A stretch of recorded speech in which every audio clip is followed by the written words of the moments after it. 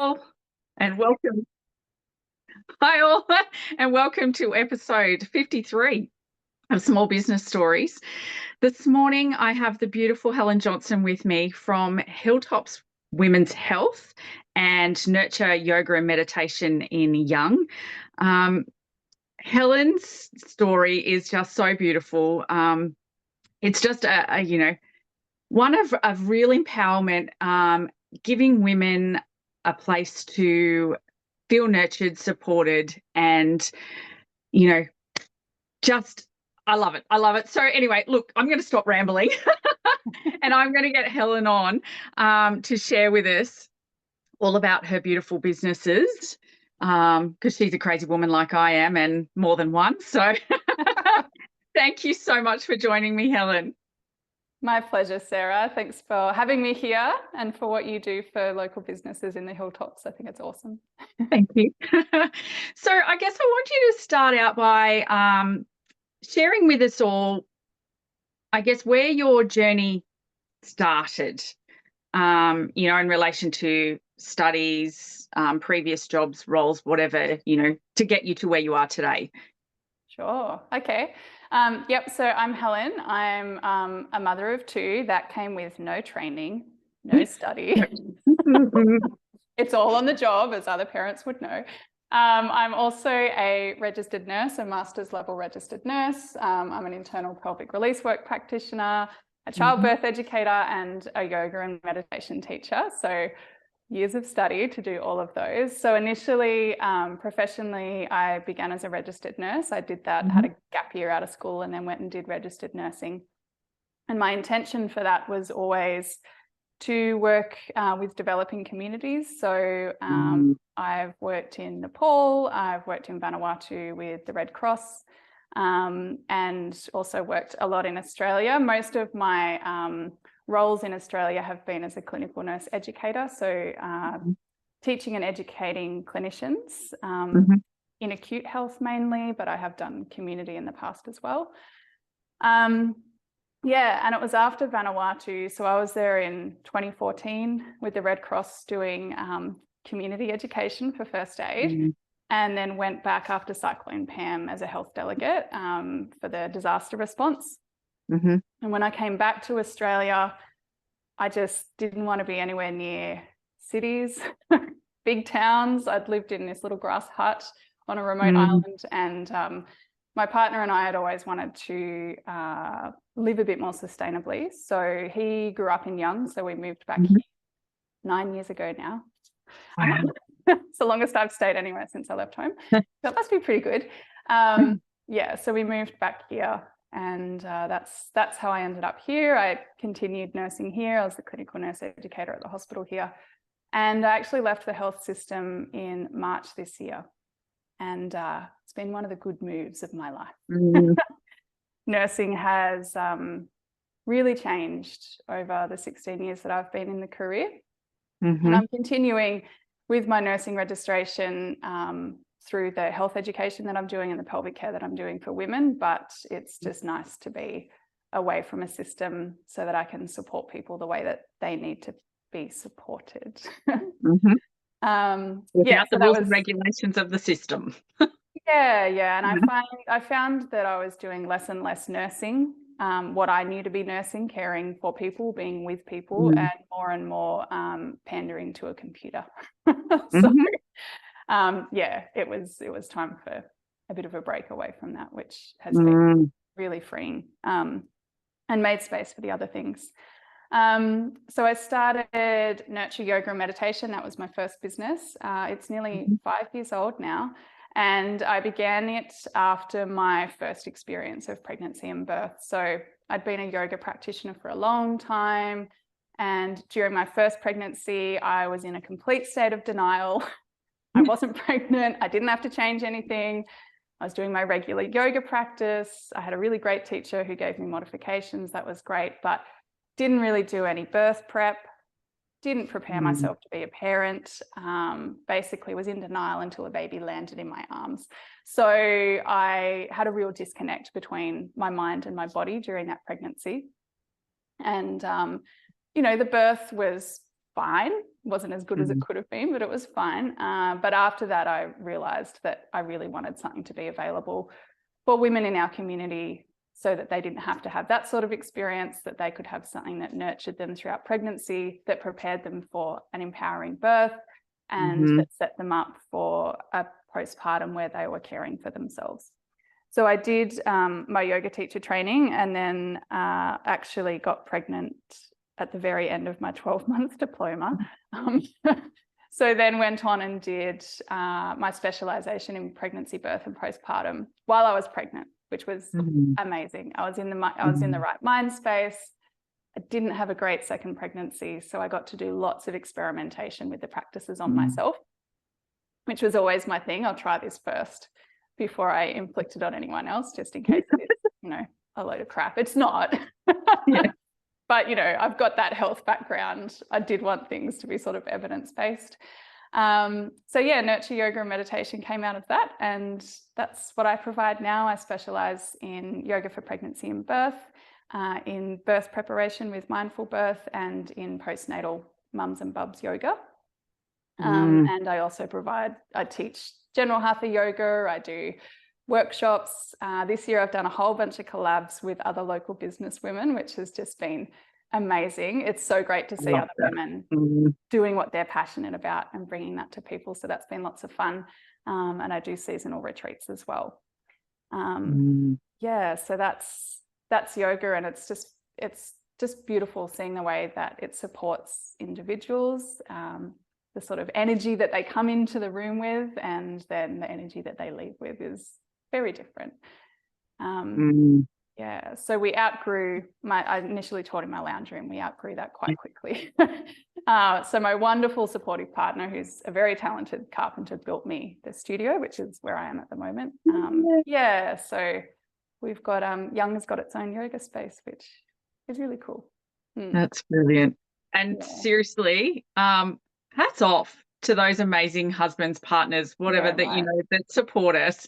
I know I'm super blessed to have an amazing husband who backs me 100% in anything that I want to do. And so just a bit of a shout out to to our support people. They're always totally so amazing. And it's good to have them, because having people to support us in life and in different events throughout our life is so underrated. And I know that that's a really beautiful service that you bring to particularly women during, like you said, during their pregnancy, birth, and postpartum. What sort of support do you offer in those areas? And what would be some of your biggest tips for preparation? Because you spoke that you didn't, you weren't really sort of prepared. And I'm sitting there going, yeah, I feel that. And then I'm like, but hang on a second.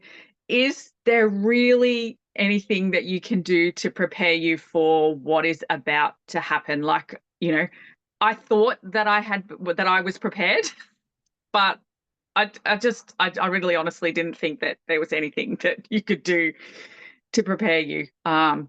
But yeah, so I'd love to hear what, your top tips are for that sort of thing. I mean, there's so much that you can do. And I think with pregnancy, birth, and parenting, you just don't know what you don't know. And we assume because it's common, it's really biologically what we're built to do. And so we think that it's just this beautiful natural process that will unfold without any kind of preparation. But the problem is that we are going through pregnancy and birth and postpartum in a system that is patriarchal. It is designed by men. It's set up by men for men. And so when we bring women into it and our big life transitions, it's not made to support us. Hats off to people who work in obstetrics and maternity and midwifery. They do the best that they can, but they are working in a system that is not actually set up to support women. It's set up to support the system. And so preparation wise, a lot of it initially, particularly in pregnancy, is about mind-body connection. We are taught from a very young age not to trust our bodies. If you look at the way that teenagers are educated or not educated about menstruation, And with sex education, it's extremely poor. So we're taught from a very young age not to trust our bodies, not to respect our bodies, not to understand our bodies, and to hand that power over to someone else. So in pregnancy, there has to be an important focus on women getting that mind-body connection back and reconnecting with intuition, because otherwise we end up in a situation where we see the other as the expert and hand over basically all of that power and all of that care to them, whereas actually it needs to be about us. And so, yeah, mind-body connection, intuition connection is a big thing. Getting informed, everything that is available to us within the system is based on population studies, not on specific groups. A lot of the evidence that policies and procedures are based on is actually quite poor. It's been done in studies that aren't representative of the population that we're in, or it's been done with small groups, or it's risk-based. And this is really common in the health system. We're trying to reduce risk, and so we take a real risk-based approach, which means lots of monitoring, lots of intervention where it may not be warranted for some people. And so getting informed is really important. That can be overwhelming because there's a lot out there and often people don't know where to start. So getting informed, I always tell people to start with things that they feel very passionate about. So if they're very passionate about a certain part of their pregnancy or birth unfolding in a certain way, then start there, and that'll open up their information so that they can continue to find other things. So there's a big focus on finding that information and getting informed so that you can make informed decisions, and your support person can be informed so that they can advocate for you. Because in birth, ideally, if we're left alone, the thinking part of our brain switches off. We go back to the primitive parts, which is what drives labor. So we need someone else to advocate for us so that we can stay in that sort of zone. And then obviously there's a huge amount of preparation that goes into the body. Pregnancy, everything changes in the body. So there's a lot that goes into creating space, having stability and support for the body, and preparing ourselves for the physical process of birth. So yeah, in answer to your question, there's heaps of prep. And again, I often see women for their second pregnancy because they do what I did for their first one and go, how hard can it be? I was made for this. And then they get a very difficult experience that teaches them how much we don't know and how much we can actually learn. Yeah, I get lots of referrals where I see women the first time, but often for the real in-depth birth preparation, I'm seeing women and their partners the second or third time round going, I want to have a different experience. I know that this can be different. So in an ideal world, I'd be seeing everyone the first time, but we're still sort of getting there with our language and our understanding around birth. Because there's so much more, isn't there, than just, antenatal classes that the hospital run and that sort of thing.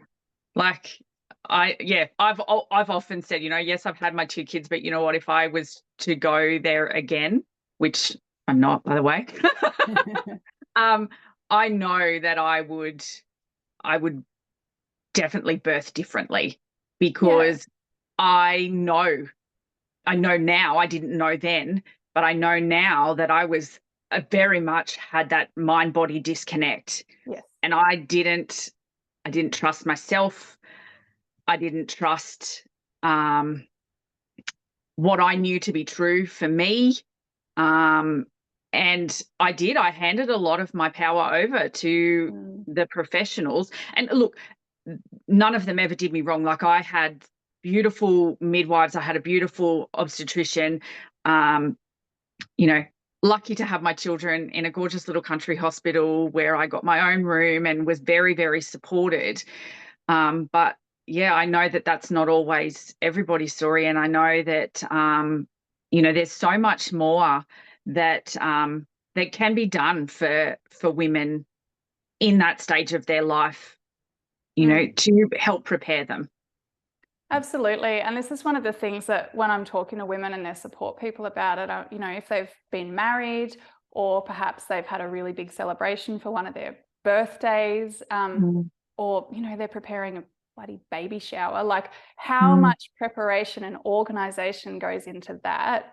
Birth is, for the majority of people, it is the biggest event that they will go through in their lives, because it's physical, mental, emotional, everything comes into birth, and it can completely life-changing.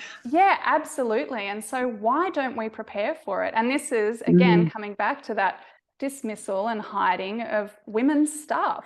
It's just been handed over, and we've lost that women's wisdom and that cultural emphasis on how important and how transformative it is, and that we can make that a really positive, empowering experience, rather than one that we don't talk about, or we hold as a trauma, or we scare people with stories about birth. So there's so much that we can do. And the antenatal classes, those poor midwives are trying to get everything into 6 hours, which is impossible.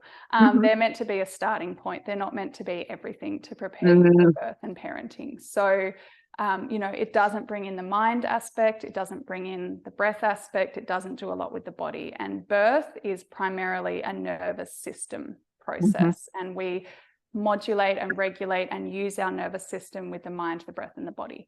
So that's where the preparation needs to be. Yeah. So I feel really lucky that I get to do this work, because the approach that I have is not for you to have a specific type of birth. I don't care what kind of birth you want to have. If you want to have a planned cesarean, go for it. If you want to use all of the drugs available to you, go for it. I don't push my beliefs on other people about physiological birth, about what they're using as their tools. It's really about them understanding everything that they can use and how to use it, and then bringing that into their birth in their own way. And if birth doesn't go how they had planned, understanding what the options are available to them, so that they're making informed decisions along the way, and that they still come out of it feeling empowered, because we know that that's what gives women and their support people a positive birth experience, is them feeling like they were in control. So it's not the type of birth that you have. It's not what happens during the birth. The satisfaction, and this is, from years of research, we know that the satisfaction and the reduced risk of birth trauma comes with people feeling like they were in control of their birth experience. And that's so important, because oftentimes, in those moments, you feel like it is totally out of your control. Because, as you said, in order to labour, we revert to that really primitive part of our brain and even our body, and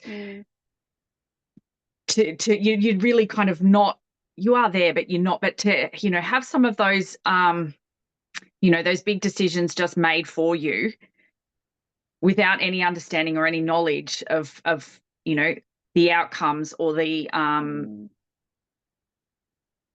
the things that can arise from that, it can be really disheartening, and actually cause a flow-on effect into that child-parent connection.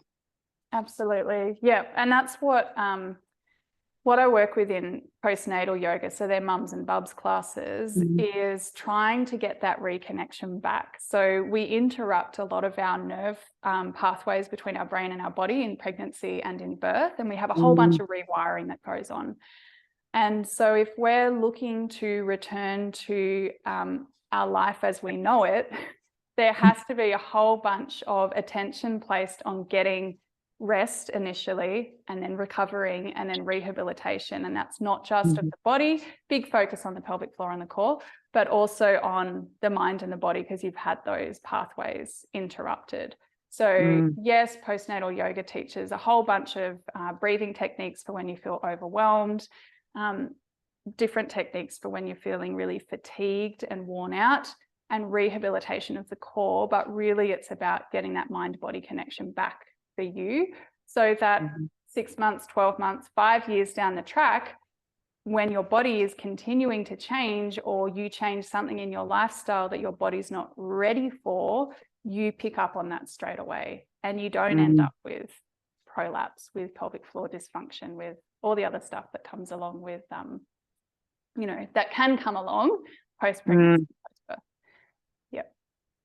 Yeah. And that's often sometimes parts of a woman's life that people like that we don't discuss, so not knowing about it, you kind of go, oh no, that's normal, or that's, particularly if it's your first child, you don't know what's normal and what's not after birth. So you kind of just, and because nobody talks about it, you kind of just go, oh, well, that must just be normal. That's okay. When there's so much that we can get help and support for, but we're afraid to ask for it sometimes.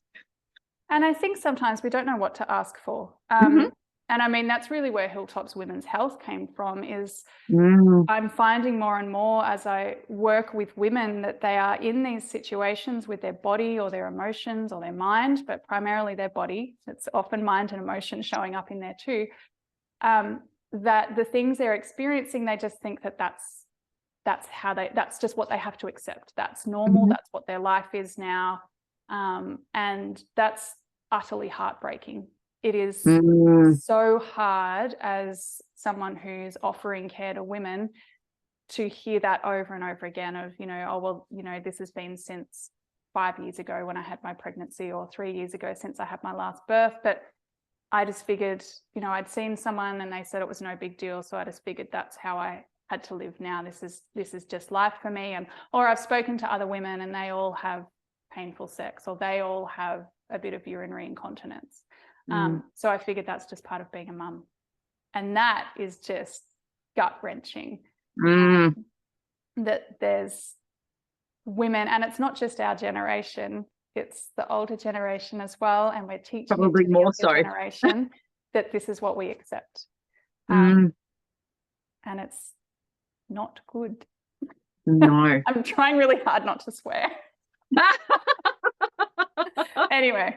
Yeah. And I understand, because it's something that you're obviously so passionate about, because it's not okay. It's really not okay for people to feel like they can't ask for support, or they can't ask for help, or that they feel like they have to accept things as they are. And when you try and sort of, I know I've had a few instances where I've said to, doctors or whatever, I'm like, no, I'm sorry, I'm not accepting that. I'm not accepting that this is my fate and I'm just going to live with it. No. What else can we do? And if they're not prepared to help, then I move on somewhere else and start looking elsewhere. Because that's the thing, is that often our illnesses and things show up in our body, based upon our emotional state, or like you said, stored traumas and things like that show up as physical things in our body, because that's the only way that our body has to communicate with us. And if we're not actually addressing, we're just addressing the layer, the top layer of the issue, and we're not getting to that core level, we're only really band-aiding. Yeah, or not even that. And I think, so my most recent training this year was as an internal pelvic release work practitioner. And I'm someone who, has studied a lot of anatomy and physiology as a nurse, a lot as a pregnancy postpartum yoga teacher, been through my own pregnancies and postpartum that I learnt a whole lot about the pelvis for. The amount that I learnt in that course that I didn't know, and that the other professionals who were learning with me, I had midwives, private midwives, I had osteopaths, chiropractors that I was learning with, and the in-depth learning that we did on the female pelvis, there was stuff there that none of us have ever learned anywhere throughout our training. And so I think often it's that our care providers have reached the capacity of what they know, and they either don't look further or they don't know where to look further. There's not a lot of research, good research out there in women's health. And so it just does become this, well, this is all I can offer you, take it or leave it.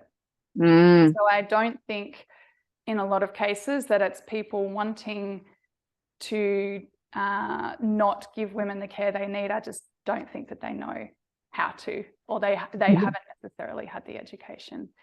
And again, that comes back to the systemic issue of women's health issues not being well researched, not being well understood, and quite often it is misdiagnosed or attributed to mental health. I've met a lot of women who have been told that their symptoms are anxiety, whereas there's a physical cause for it. And this is the thing about empowering women with education, is that you understand your body, you have the confidence and you have the power to say, actually, no, I know that that's not right for me, but that you can look further so that you can seek the care that you need.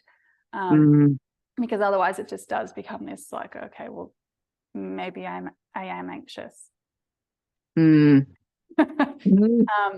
Yes. Yep. So, yep. Yeah, as you said, I definitely don't believe that it's, doctors holding back information. It's more that, like, as you said, they've reached their level, and there's so much about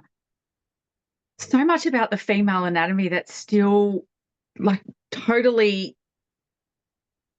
unexplored, really, like, and not studied and not understood. And I love that that is your focus, and that you are really bringing that to life and showing women what is possible for them. Yeah, it has to go back to it being a woman-to-woman exchange of knowledge. We have put so much into scientific research and so much into universities, and we have lost that transmission of information and knowledge, and that takes that empowerment piece away from it. It takes the holistic piece away from it. And so I think there is incredible value in this being held as women's knowledge. And that's one of the things that I've bumped up against since doing internal pelvic release work, because I've got such a scientifically based background, is people want to know where their evidence is. And there isn't any. There's thousands of women who've had it done, and we've got lots of anecdotal evidence, but I can't show you a study. And I really like that. I don't want this to become the realm of scientific investigation, because that takes away. Internal pelvic release work is a very personal relationship where you use an anatomical focus to explore the pelvis with a woman. And I think once you try and study that scientifically, it becomes, a bit like pelvic physiotherapy, where it's an intentional, let's find this one thing that's causing trouble and treat it. And you sort of lose the big picture and the curiosity that helps you discover how a woman's story ties into what is showing up physically, and therefore what we can do to release that or to support it, for her to continue with good quality of life, because stuff in the pelvis affects our quality of life. Women who have incontinence, women who've got a non-relaxing or a weak pelvic floor, women with prolapse, women with painful sex, with injuries from birth or surgery or trauma, it affects quality of life, because there's organs in there that are essential to our daily living, and that we become embarrassed about as well. And so, yeah, it blows my mind that we ignore the powerhouse of our body, basically. Yeah, because we don't understand it. Yeah, I feel that. Yeah. And to have people around you to support you to essentially come back to yourself and trust and know what is true for you is really, it's really so important for people to do. And not just us as women, but, even as men, it's important for each individual to understand their bodies and how things work for them, because we're not, as you said, we're not, some scientific experiment. What works necessarily for one person doesn't necessarily work the same for the very next person. Yeah, absolutely. And I think that's what I love about this work, is that you know, we have a really big chat about the life of your pelvis.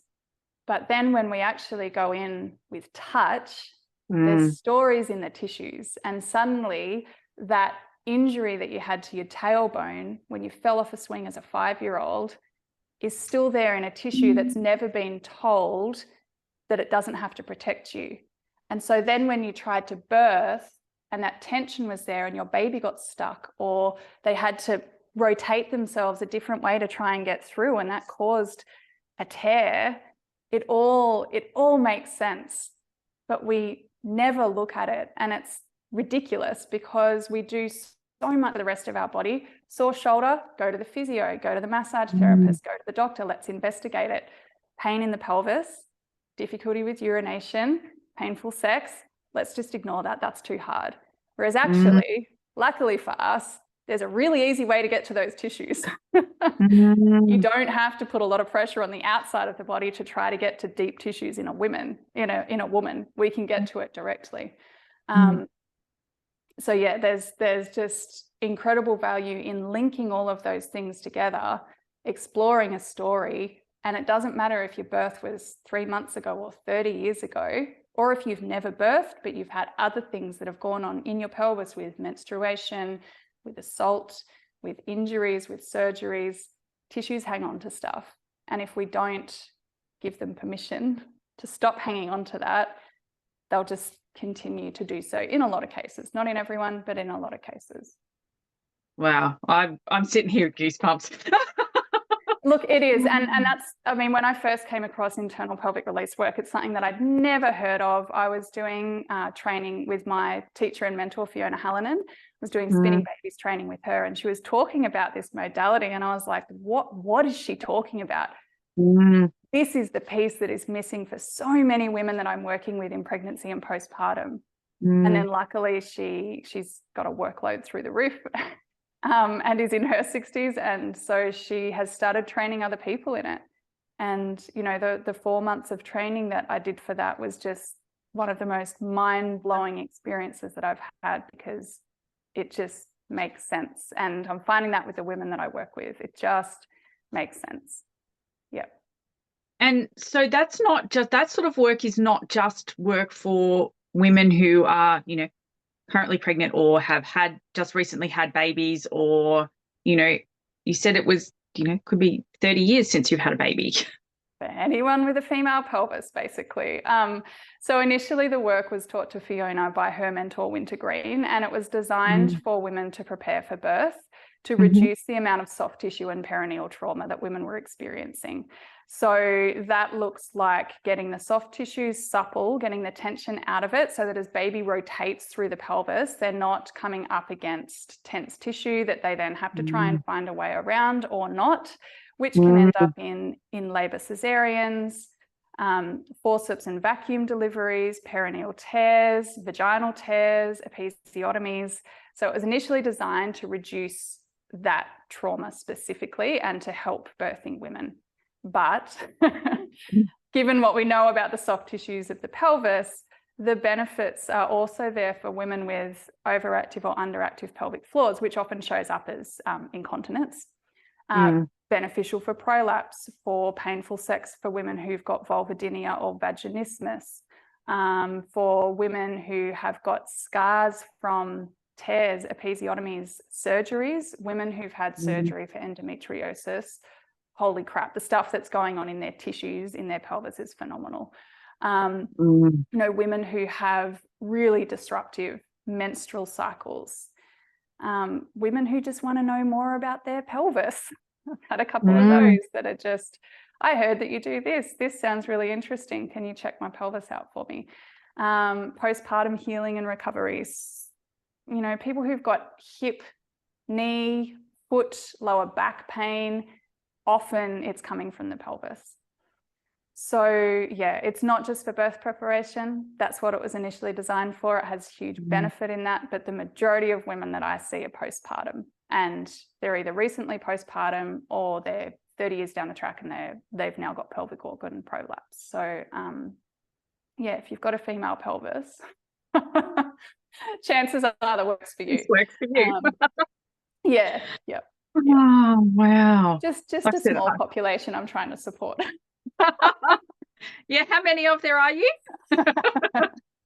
There's becoming more, which is great, but I am the only one in regional New South Wales. Yes. So that's sort of why I started Hilltops Women's Health. I initially, when I went to do this work, I thought I'll just offer it through nurture. But the more that I learned, the more that I was like, oh, this is bigger. This is bigger than just this work. And I want this to be a service that brings in this empowering, holistic model of care for women. And so at the moment, I'm doing internal pelvic release work and pelvic health education. But over the next year or two, as this grows, I've had some really great conversations with other clinicians who are really experienced and passionate in women's health. So they'll be coming in as well to provide things like private midwifery, lactation consultancy, neurodevelopmental care of infants, women's health nutrition, antenatal and postnatal mental health and birth trauma support. So yeah, it's in the little baby. This is my little baby at the moment, and it's behaving like a baby. It's keeping me awake at night. It's costing me a boatload of money. It's complex and evolving. But you love it and you're passionate about it. I love it, and that's my vision. And I've discovered other people who love it and are moving into this space or want to move into this space. So it's evolving at the moment, but that's where it'll be in the next year or two. We're building a space for it. And it'll be this beautiful integrative space that women can come for the support that they need, that they haven't got elsewhere initially, but hopefully in the future, it'll be more of a first port of call as they're integrating all of their other services in. Oh, wow, we are so blessed to have such a powerhouse, forward thinker, big-hearted woman like you in our area, just providing the most essential and beautiful care for women, because I think, God, it's going to make me teary because I think often, we just get on with life because we know we think that that's what we have to do. And sometimes there's not a lot of places where you can have someone hold space for you and understand what you're going through and I guess show you a path forward, where you thought that there wasn't initially a path forward. Yeah, I thank you for that, Sarah. That's beautiful words, but that's certainly what I've experienced, is that women are coming to me at the end of the line, unless I'm getting to them in pregnancy. I've had a few really beautiful pregnancy women come to me in pregnancy, and I'm getting to them early, and that's going to be really great for them and their pelvis. But in a lot of other cases, it's been end of the line. I've tried all these other things. I might as well give this a go. And actually what they thought is the end of the line actually is a new beginning, because I can then give them some really good information about their pelvis, their life experience, and recommend where they go to from here. Go back to your GP. Here's a letter. This is what they should be looking at. This is who you can go and see. These are the women's health physios I recommend. These are the vulval dermatologists who can help you with things.